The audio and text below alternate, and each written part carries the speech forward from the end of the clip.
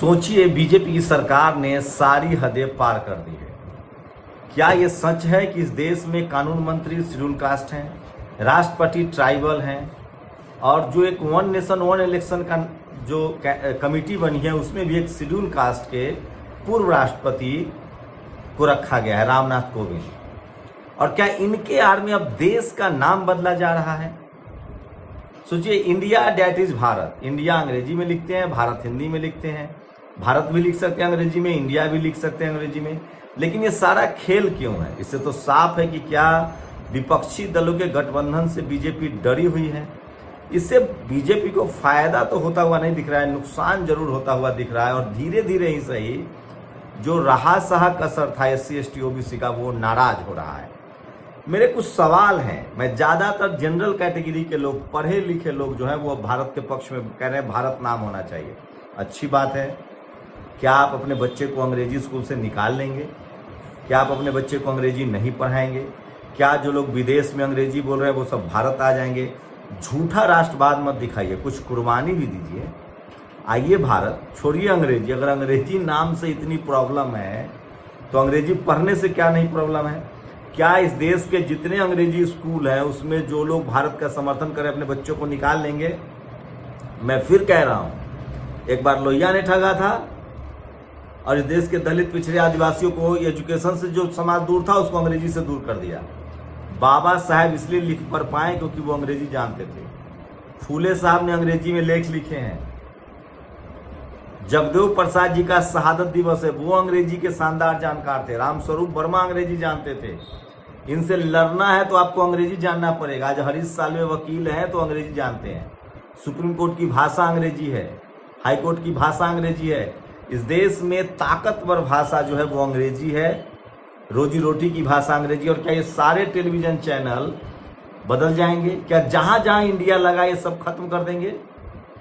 लगता है कि पॉलिटिकल स्टंटबाजी, और इससे मुझे लग रहा है बीजेपी को नुकसान ज्यादा और फायदा कम दिख रहा है। प्रकाश अंबेडकर, सोचिए, दूसरी बड़ी खबर जो है, प्रकाश अंबेडकर अब प्रियांक खड़गे और उदयनिधि के साथ खड़े हो गए हैं, बाबा साहब के पोते। वो कह रहे हैं कि हम उस धर्म को नहीं मानेंगे जिसमें भेदभाव हो, जिसमें ऊंच नीच हो। ऐसा धर्म जिसमें छूआछूत हो, हम उसको नहीं मानेंगे। सोचिए, मैं फिर कह रहा हूं, कबीर साहब कह के गए हैं, रविदास महाराज ने कहा है, गुरु नानक साहब ने कहा है कि रेस, कास्ट, गैर बराबरी ये सब नहीं चलेगा। तो सोशल मीडिया पर जो तमाम बड़ी खबरें, सोचिए, आदि शंकराचार्य सही शब्द नहीं है क्योंकि उसके पहले से भारत में बौद्ध विश्वविद्यालय थे और शंकर पर प्रच्छन्न बौद्ध होने का आरोप रामानुजाचार्य लगाते रहे हैं। दूसरी बात की जो फोटोशॉप ध्रुव राठी ने शेयर की है, इसकी असली हकीकत इसी शंकर द्वारा भाष्य किए गए शंकराभाष्य में दिया गया है, इसे पढ़ लेवे। तो लगातार सोशल मीडिया पर सोचिए किस तरह से लोग लिख रहे हैं, काउंटर कर रहे हैं। और क्या नोट फिर से बदल दिया जाएगा, ये भी सोशल मीडिया पर खबर है। अरविंद केजरीवाल ने सवाल उठाया है, कांग्रेस सवाल उठा रही है, और ये तस्वीर सबसे ज्यादा वायरल है। सोचिए कितनी जरूरी खबरें दब जाती है। आप सब जानते हैं 3 लाख करोड़ का राइट ऑफ हो गया। आप सब जानते हैं सुभाष चंद्रा का लोन माफ कर दिया। सन्नी देओल के घर गिरवी नहीं होंगे। ये सरकार 2 से 3 लाख करोड़ रुपए RBI, central bank of India से और मांग रही थी चुनाव से पहले। उसके डिप्टी गवर्नर, पूर्व डिप्टी गवर्नर ने खुलासा किया है। और सोचिए, ये वो लोग हैं, ललित मोदी हो या फिर विजय माल्या, ये सब पार्टी करते हैं, डांस करते हैं, लेकिन कोई बोलने वाला नहीं है। आज जगदेव बाबू का शहादत दिवस है, वो भी सोशल मीडिया पर वायरल है। और मैं इसीलिए कह रहा हूँ कि सोशल मीडिया ही सच्चा मीडिया है, सोशल मीडिया ही बहुजन मीडिया है। और देखिए तस्वीरों को, जो मैंने आपको मोन्टाज में दिखाया था, स्क्रीनशॉट तस्वीरें नहीं लगा सकता हूँ, किस तरह से उदयनिधि और आपके नेताओं को बदनाम किया जाता है। और इस तरह के लोगों से सावधान रहिए। मैं बार बार कह रहा हूँ कि सोशल मीडिया सच्चा मीडिया है, सोशल मीडिया बहुजन मीडिया है। अगर हम सब हिंदू हैं तो क्यों नहीं हमें मंदिरों में बराबर का हिस्सा है? ये किसी एक जाति का कब्जा क्यों है? पैर छूना क्यों जरूरी है? चढ़ावा चढ़ाने पर दान पेटी की चाबी एक के पास क्यों है? सारे हिंदुओं में बांटिए। और सोचिए आज किस तरह से शिक्षक दिवस पर पूरे देश में लोग माता सावित्रीबाई फुले, ज्योतिबा फुले को याद कर रहे हैं, जिन्होंने लड़कियों के लिए पहला स्कूल खोला था। माता सावित्रीबाई फुले ने। शिक्षक दिवस पर उनको नमन। और आज ही देश भर में बेरोजगारी को लेकर भी कैंपेन चल रहे हैं। तो सोशल मीडिया पर ये तमाम बड़ी खबरें हैं जो आज वायरल है। कोई टीवी अखबार आपको नहीं बताएगा। टीवी अखबार जानबूझकर उदयनिधि को बदनाम कर रहा है। सोचिए, कौशाम्बी में छोटू नामक शख्स पूरे सावन माह मंदिर गया, भोलेनाथ का जलाभिषेक किया, शादी की मन्नत मांगी, मन्नत पूरी नहीं तो शिवलिंग चुरा लिया। छोटू गिरफ्तार है, शिवलिंग भी बरामद है। इस तरह के हालात हैं। सोशल मीडिया पर तमाम लोग लिख रहे हैं और अब आमने सामने की लड़ाई बना दिया है। तो सोचिए किस तरह से सविता कुमारी ने लिखा है कि पुस्तकों में ब्राह्मणों पुरोहितों द्वारा जनसाधारण के शोषण के बारे में बताया है। डॉक्टर अंबेडकर ने हिंदू धर्म की पहेलियां, जाति का विनाश जैसी पुस्तकें लिखकर हिंदू धर्म की विकृतियों की बारीकियों से पड़ताल की थी। पेरियार ने तो ब्राह्मणवाद की तीखी आलोचना की है और द्रविड़ संस्कृति को सामने लाया है। तो सवाल है कि आज फुले, पेरियार, अंबेडकर होते तो क्या होता। 20वीं सदी में यदि किसी ने जाति, धर्म और धार्मिक आडंबरवाद और ईश्वर की खुली चुनौती दी तो अपने स्वार्थ के लिए उनका प्रचार प्रसार करने वाले पुरोहित वर्ग ब्राह्मणवाद के विरोध में खुलकर संघर्ष किए। तो वे थे फुले, पेरियार, अंबेडकर। फुले ने तृतीय रतन, किसान का कोरा और गुलामगिरी जैसी किताबें लिखी हैं जिसको बाकायदा सरकार छापती है। और इस आदमी को देखिए किस तरह से ये ढोंगी बाबा परमहंस आचार्य हैं। ये उदयनिधि के तस्वीरों को तलवार से काट रहा है। एक मुख्यमंत्री के बेटा के साथ जब इस तरह का सलूक हो सकता है। दिलीप मंडल ने कहा है कि आप खुद क्यों नहीं चले जाते। 10 करोड़ का ये शख्स इनाम रखा है। दिलीप मंडल इसकी गिरफ्तारी की मांग कर रहे हैं। इससे पहले भी इसने राजेंद्र पाल गौतम जी को धमकी दी थी और उससे पहले उन्होंने बिहार के मुख्य शिक्षा मंत्री को धमकी दी थी। तो कर्मकांड के खिलाफ बोलने पर आपके नेताओं को धमकी दी जाती है। उदयनिधि को ट्राइबल आर्मी ने सपोर्ट किया है।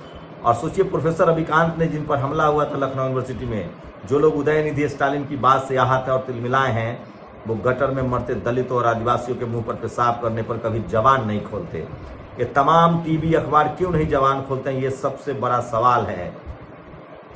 और मैं इसीलिए कह रहा हूँ कि इन लोगों की बातों में मत आइए। और असली हिंदू धर्म तो बौद्ध है, गुरु नानक जी का सिख है, स्वामी विद्यानंद सरस्वती जी का आर्य समाज है। इनमें छुआछूत, जाति प्रथा, मनु का ब्राह्मणवाद नहीं है। ये कैंसर हिंदू धर्म को कमजोर करते हैं। चंद मुट्ठीभर शोषकों ने अपने निजी स्वार्थ के लिए हिंदू धर्म को बर्बाद किया। होश में आओ।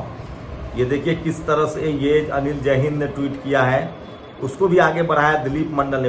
75,000 मंदिर है तमिलनाडु में, लेकिन वहाँ हर जाति का कब्जा है, इसीलिए पेरियार की वहाँ राजनीति है। और सनातन काल में सभी ब्राह्मण शूद्रों के पैर छूते थे, शंकराचार्य ने सिखाया था। फिर कलयुग आया और ब्राह्मणों ने शूद्रों के पैर छूना बंद कर दिया, इसलिए इतना अधर्म है। दुनिया में पाप बढ़ रहा है, पूर्ण आत्माएं दुखी हैं, लोगों के पेट में गैस बनती है। समाधान एक ही है, सनातन युग को वापस लाया जाए। तुम रोज सुबह सुबह उठकर पैर छूने की प्रैक्टिस शुरू करो। सब सोचिए, ये ध्रुव राठी जिसको आप लोग देखते हैं, ये शख्स सरेआम कह रहा है कि पैर छूने की परंपरा फिर से शुरू की जाए। ब्राह्मण लोग शूद्रों के रोज चरण स्पर्श करें, ऐसा सनातन पंथ की जय हो। दिलीप मंडल लगातार हमलावर हैं सोशल मीडिया पर। तमाम बहुजन समाज के कुमार विश्वास देखिए स्टालिन को हिटलर कह रहा है। धर्म के नाम पर शर्मशील, सीधे साधे, निर्दोष बहुजन, ओबीसी, SC ST के जनता के खून पीने वाले अपने दुष्कर्म की रक्षा के लिए नहीं बोलेंगे तो कौन बोलेगा। बाकी तो इतिहास ने उनका भी न्याय किया था, इनका भी करेगा ही। बोलो जय भीम, जय फूले। तो कुमार विश्वास, सबकी जाति सामने आ रही है और सत्यवादी और बुद्धिजीवी समाज को उसका न्याय मिल गया है। ये वो महायुद्ध है जो झूठ मक्कार वाले गैंग में खलबली मचा दिया है। धर्म के नाम पर राजनीति हो रही है। आपको लेकर, अपने आप को लेकर सचेत रहना पड़ेगा, सजग रहना पड़ेगा। विडंबना यही है कि ऐसे लोग भारत देश के नागरिक हैं। इस जाहिल के शरीर पर कपड़े भी आधे और दिमाग भी आधी है। तो ये साधु सरेआम धमकी दे चुका है। पहले भी आपको पता है चंद्रयान की सफलता के जी के मालिक का चंदा माफ हो गया। 9 साल से चिल्ला चिल्ला कर कह रहा है कि मैं चौकीदार हूँ। अभी तक मूर्ख समझ नहीं रहे कि मालिक कोई और है। तो लगातार सोशल मीडिया पर लिखा जा रहा है। सोचिए, ये तमाम वो बड़ी खबरें हैं जो सोशल मीडिया पर वायरल है। इसलिए मैं कहता हूँ सोशल मीडिया ही सच्चा मीडिया है, सोशल मीडिया ही बहुजन मीडिया है। और ये तमाम खबरें कोई आपको नहीं बताएगा। सोचिए, जानबूझकर टीवी अखबार अपने सवाब पर है, फिर से उनको एजेंडा चलाने की छूट दे दी गई है। और इसलिए मैं कह रहा हूँ कि तमाम खबरों को लेकर आप सचेत रहें, जागरूक रहें और अपने लोगों को। सोचिए, आज जगदेव बाबू का शहादत दिवस है। कैसे आप लोगों को मार दिया गया, आपके महापुरुषों को मार दिया गया। सोचिए, नाम की बात बता रहा हूँ, सनातन नाम कैसे पड़ा, क्यों कहते हैं लोग। मुस्लिम ने हिंदू नाम दिया, थियोसॉफिकल सोसाइटी ने सनातन धर्म नाम से संस्था स्थापित की। सोचिएगा, थियोसॉफिकल। एनी बेसेंट ने सनातन धर्म नाम से पुस्तक लिखी। सवाल है, हम भारतीयों का असली धर्म कौन सा था जो आज तक छुपाया जा रहा है? जब से जमीन खोदने और पुरातत्व पहचान पर इतिहास उभरा तब से ब्राह्मणों ने कई समाज बनाए। ब्रह्म समाज, प्रार्थना समाज, साधारण समाज, नया समाज, आर्य समाज, गायत्री परिवार समाज, रामकृष्ण मिशन समाज इत्यादि। लेकिन किसी ने भी हिंदू समाज या सनातन समाज की स्थापना नहीं की, बल्कि इन दोनों नाम से विदेशियों ने स्थापित किया। ओपन डिबेट है ये, द साइंस जर्नी ने फैक्ट के साथ बात किया है। और मैं इसीलिए कह रहा हूँ कि बहुजन समाज को जागरूक होना चाहिए। पेरियार नाम सुनते ही गोबरवादियों की हलक सूख जाती है, जीवा रुद्ध हो जाती है। सवाल क्यों है? आखिर कौन है पेरियार? आखिर क्या था उनका सपना, क्या था उनके विचार? तो ये तमाम सोशल मीडिया पर जो खबरें हैं, जो वायरल हो रहा है, मैं इसलिए कह रहा हूँ सोशल मीडिया ही सच्चा मीडिया है, सोशल मीडिया ही बहुजन मीडिया है। कबीर, रविदास, गुरु नानक, नामदेव, तुकाराम, सहित फूले, डॉक्टर अम्बेडकर जैसे न जाने कितने बहुजन सोशल जस्टिस की लड़ाई लड़े। वही जातिगत भेदभाव और सामाजिक समानता, छुआछूत खत्म करने एक भी ब्राह्मण चेहरा सामने नहीं आया। इतिहास गवाह है, क्या ब्राह्मणवादी संप्रदाय का न्यायिक चरित्र है? तो इस तरह के तमाम सवाल जो हैं वो पूछे जा रहे हैं, पूछे जाएंगे। अब वो दिन दूर नहीं है, अब आप बदल नहीं सकते। तो ये बड़ी खबरें थी। पूरा बहुजन समाज उदय निधि के साथ खड़ा है। वही देश के नाम बदलने पर बवाल कटा हुआ है। क्या ये लोग देश का नाम बदलकर बच जाएंगे? चुनाव में डर सता रहा है। देश के नाम बदलने के नाम से लोगों का सोशल मीडिया पर रिएक्शन देखेंगे। टीवी अखबार इसको मास्टर स्ट्रोक कर रहा है, उदय स्टालिन को विलेन कह रहा है, लेकिन सोशल मीडिया बहुजन समाज कह रहा है कि इससे सरकार को फायदा नहीं होगा। आप लोग प्रतिक्रिया जरूर दीजिए। क्या देश का नाम बदलने से देश की स्थिति ठीक हो जाएगी? शुक्रिया। नेशनल दस्तक की आपसे गुजारिश है कि अगर इसको बचाना चाहते हैं तो नेशनल दस्तक को सब्सक्राइब करने के लिए रेड कलर के सब्सक्राइब बटन को दबाएं, फिर बेल आइकन की घंटी दबाएं। नेशनल दस्तक को बचाने के लिए बहुत जरूरी है कि हर खबर को शेयर करें, लाइक करें, कमेंट जरूर करें।